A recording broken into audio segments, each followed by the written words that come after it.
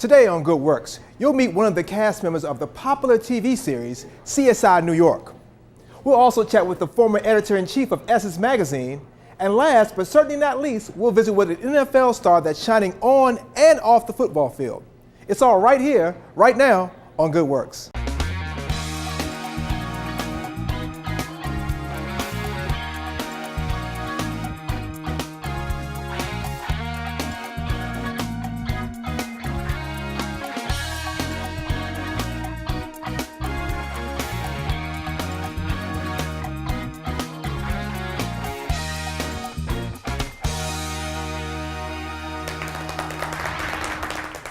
Hello, everybody. Welcome to Good Works. I'm your host, Rahman Khan. Hey, audience, how y'all doing? Yeah. Y'all are doing all right, all right. We're here at the beautiful Delta's restaurant right here in Uptown Charlotte, and we thank you so much for joining us. We've got a great lineup of guests today. Anybody watch the TV show CSI New York? Yeah. Good show, right? Good show. Yeah, well, we're going to be visiting with actor Hill Harper from that show. All right, y'all like Hill Harper? Yeah. All right. We'll also catch up to NFL star and Super Bowl champion Chris Canty. Chris Canty, big dude, yeah. And the lovely and talented Miss Susan Taylor will be on our show. All right. Now, audience, you know I get emails and questions frequently about doing good works and giving back. So we're going to take a couple of questions from our audience before we meet our guests. Here's a question from Renee. And Renee says, I'd like to do something to give back. How do I get started? Well, Renee, it depends on what you want to do. There's so many different issues that's out there. There's education issues, diversity issues, environmental issues, homelessness, poverty, so many different areas that need our help, need our support. It's really about what you want to do, what you want to get out of it. You can go to a local school, you can go to your faith community, your church, your mosque, wherever else you want to go. There's city government organizations, there's YMCAs, there's so many different things out there that you can do to get involved in. Take what's in you, take what you have, what you're passionate about, and really look back and try to give back and make a difference. It could be money, it could be your time, it could be your talents that you're giving to an organization or to a group. You might just walk down the street and want to help somebody. So there's all kinds of things that you can do. It just depends on what you really want to do, all right? Our next question says, what age should I start teaching my kids about doing good works? What can they do? So that's a really interesting question. I thought about this, and I thought about my son, and my son's a young guy, and we're always trying to teach him to do good and to give back and make a difference. So it really depends on you as a parent. But the first thing you got to do before you teach your child is you got to make sure that you're out there doing something. You're out there making a difference. You're out there doing something. Take your child with you. Take your child with you if you're going to vote. Take your child with you if you're going to feed the homeless. Take your child with you if you're going to talk to young people. Take your child with you when you just want to go build a house with Habitat for Humanity. Let your child see you doing good. Then your child will want to grow up and say, or even at that age, say, I want to help. I want to be a part of that. And they know it's part of what they already do. So it could be 5 or 6 years old. It could be 2 or 3 years old. They're just watching you do good. Really, teenagers, by the time they become teenagers, really, they should already be helping. They should already have it in them to want to do good and to give back, and they should be looking for opportunities to give back. So take the opportunity for you to give and make sure that you're giving and let them see you doing good, all right?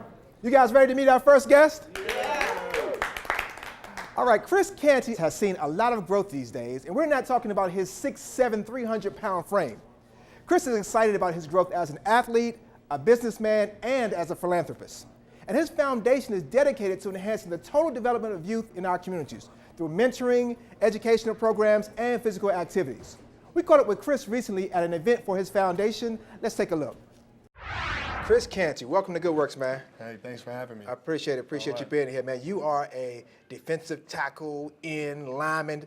I know we got some people that are saying, what is a defensive lineman? Tell people, what is a defensive lineman? Well, pretty much we're the first line of defense for the team.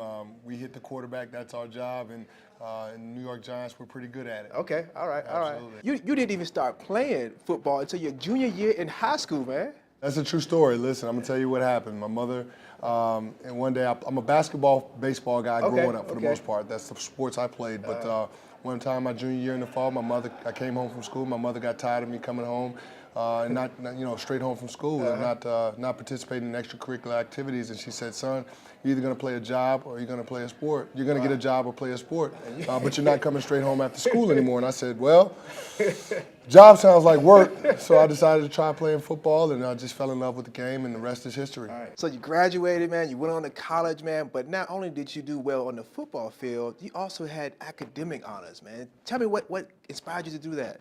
Academic All-ACC is something that I had to work at. At the University of Virginia, unlike some other schools, the athletes have to do their schoolwork. That we are truly student athletes in Wahoo country. But jokes aside, definitely took pride in my work on the field and off the field. And so it was very important. It was very special day for me to walk down the lawn with my degree in my hand from the University of Virginia. That's great. Then went to the Dallas Cowboys, man. I'm from D.C., man. The Dallas Cowboys, man. And did a great job there. And now with the New York Giants, man. Absolutely. You're excited about that, I'm sure. Absolutely. It's been a blessing. This will be my 7th year in the NFL, and it's been a great career so far. I've been blessed to play for 2 of the top franchises in the NFL. So just looking forward to utilizing the platform that God has given me and trying to be in service to those in the community wherever He plants me. That's great, man. And I want to talk to you about this Chris Canty Foundation, man. Where did that concept come from? The Chris Canty Foundation is born out of a spirit of service. My parents emphasized that, ever since, I was a child growing up, those that have the ability to make a difference have the responsibility to do so. And so when I had that platform of being an NFL athlete and being a player, or especially at the Dallas Cowboys and the New York Giants, I had high visibility.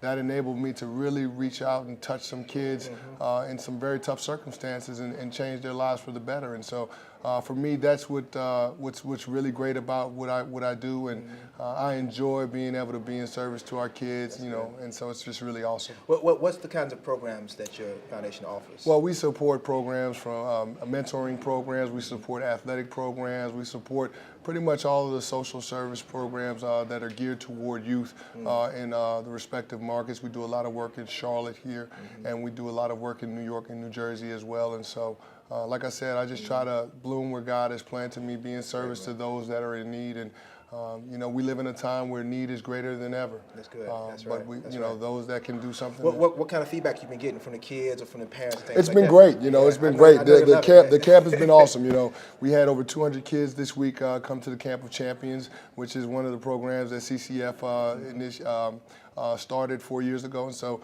it's just been really, really awesome to just see those kids, their eyes light up. We've had over 20 pro football players come out and support it. And so it's just been really awesome. We've had speakers. Mushin Muhammad spoke to the kids. We had Adam Schefter from ESPN speak to the kids. So it's just been really great. Cool. And I got to ask you this before I let you go, man. Where does this come from, this spirit of service? I mean, is it something that your mom, you said, did she put that in you? Did your faith? Where does that come from? Well, it's something that my mom instilled in me in an early age, but ultimately it comes back to my faith. My spirit of service comes from my belief in God and His Son Jesus Christ, who went on the cross and died for me. But you don't have to do that. I mean, it's hundreds of players that's out there, and everybody's not doing what you're doing. Well, I'll put it to you this way: you don't have to do it, but the God I serve, it's clear as day in His Word that. Those that have that are in a position to give back have the responsibility to do so. For the King of Kings came not to be served, but to serve. That's Mark chapter 10, verse 45, and that's at the heart of everything that CCF does. That's good, man. We appreciate your passion, man, your commitment to that and to the young kids, man. And keep up the great work, Chris. Thanks a lot. Much success on it, man. We'll be watching you on the field and all. Absolutely. All right, thank you so much. Since our visit with Chris, we've learned that his plans for the future include getting and staying healthy, the possibility of a broadcasting career, and of course, continuing to focus on giving back. Just a great guy. Hey, don't go away, folks. Goodworks will be right back with a lady who's been referred to as the most influential black woman in journalism today, Miss Susan Taylor. Don't go away, we'll be right back. Welcome back to Goodworks. My next guest worked at Essence Magazine for 37 years and was editor-in-chief for 19 of those years. She received several honorary doctorates and been distinguished with many awards for her journalistic work. We talked to her about her 4th book, All About Love, and also about her newest interest, mentoring. I know you enjoy the lovely Miss Susan Taylor. Thank you for coming on the show today. Oh, it's my pleasure. Yes. Now, you've done so much. You've been involved with Essence Magazine for so many years, and you've been doing so much around the country, around the world, but you have a new passion, mentoring. Tell us more about that. Well, you know, after Katrina, I asked myself what we could do with all the tens of thousands of people who were coming to the Essence Music Festival that would make a difference in the life of our community, especially in the lives of our children, underserved children. And I decided that it was mentoring. So I put the call to action out, and people came, and, you know, they came so fully and so furiously that I really decided it was time to leave Essence and really breathe life into Essence Cares, which is what I found the movement as. Wow. And now it's the National Cares Mentoring Movement in 50 cities and growing. Wow. Now, some people are just really, really busy and don't have the time really to do the things that they're already doing. How do you convince people to say, okay, let's do something else. Let's go out there and do mentoring? People feel like they don't have enough time, and they feel that mentoring takes a lot of time. All we're asking for is 1 hour a week. You know, you think about how much time we spend watching television. Yes. Mindlessly. The kind of time that we spend shopping, going to the beauty salon, the barbershop, getting our nails done. We're talking about saving lives, lives of our children who are in peril because their parents aren't capable of doing for them what must be done. And so we just ask people to examine their lives. You know, when I speak about mentoring, I always speak about people's personal lives first. And I say this is what we're called to do, to take care of ourselves and to take care of one another, but self has to come first. Wow. So you have to take just those things that are meaningless off of the overflowing platter so that you leave time for God's work. That's right. And what the Holy Spirit is asking us to do is take care of those around us who are suffering. And then we've created mentoring circles so that you don't have to do it on your own. You know, 5 or 6 young men can get together, or not so young men, and mentor, say, a group home or some young men who are in a program coming out of incarceration, or a classroom of young men and women, you know, and then if one can't make it or 2 can't make it, the others are there. Where does this come from in you? I mean, you do so much. You've done the magazine, you've volunteered, you've been around for such a long time. What makes you tick? What makes you do the things that you do that want to help people and do good works? You know, I grew up in Harlem at a time when heroin came through there and just ran roughshod through the community and really wiped out the lives of my friends' parents. We're talking about the late 1950s and early 60s. And also, I was raised by 2 strong people who were in their right mind and mature enough, but still I gave them a fit. Yeah. And still I was a wild child. And I know, but for the grace of God, I've done things that I could have been arrested for if I'm going to be honest. I can't believe I'm saying that on television. But, you know, but for the grace of God, you all would be meeting about me, and I'd be the one, you know? I think this is what I owe. When I joined Essence, Rahman, I was a poor single mother. A marriage had just broken up. I was brokenhearted and struggling on every level, emotionally, financially. And you know, today, most days I'm in my right mind, and financially I'm pretty sound if I don't go shopping every day. And I feel like I owe this to the rest of the community. You know, and I also have connections. I was able to, in launching it, call up people like Terrence Howard, who suspended a film to come and help me launch it, and Oprah Winfrey, and Danny Glover, and Monique, and Mary J. Blige, and a whole host of people. Danny Glover, if I didn't say him, and the politicians, you know. And you did Oprah too, and you went on there and you talked about, you kind of almost launched it, or really kind of gave a big presence on the Oprah show. How was that response from that? It was tremendous. She really just gave it the strength and the heft that it needed and got international attention. But you know what? I have to tell you, people get inspired for the moment. But it's really getting people to step up, to say, I'm going to do this work, I'm going to devote an hour of my time to a young, vulnerable person. A lot of people make the phone call, but we want people who are going to come, show up, and stay with that young person. That's important. That's important. And you have a new book. I do. Tell me about your book. All About Love. That's the name of it. That's you. All About Love. I try to be. I'm working at it. Yes. You know. But All About Love. It's a compilation of readers' favorite in the spirit columns from Essence and my favorites. And then I went back, as a writer will do, and polished everything up, rewrote most of it, wrote an introduction, and just it's a joy to give to readers what they've asked me for. So this was really reader-inspired. And basically, the essential message in All About Love is that we're more than we seem. You know, we just believe that we're atoms and blood and guts and fine clothes. You know, but we're more than that. We're spirit. and you can't see that, but it's more powerful than anything that we can see. What would you say to our viewers about the power of mentoring and making a difference in the life of a child? What would one final message you would give to them? Well, I would say that mentoring works miracles, that an hour of your time every week for, just say, a year can really secure and save a life.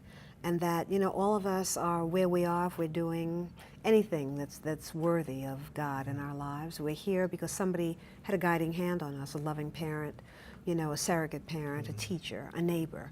And we can do this. This is not, you know, dramatically hard work. I mean, if we can solve the problems in the Middle East, which is a goal, right? Then certainly we can repair public education and make sure that all the children in this great nation have the things that our children take for granted. So that's what mentoring is about. Extending yourself, giving love. And you know what you give is what you get.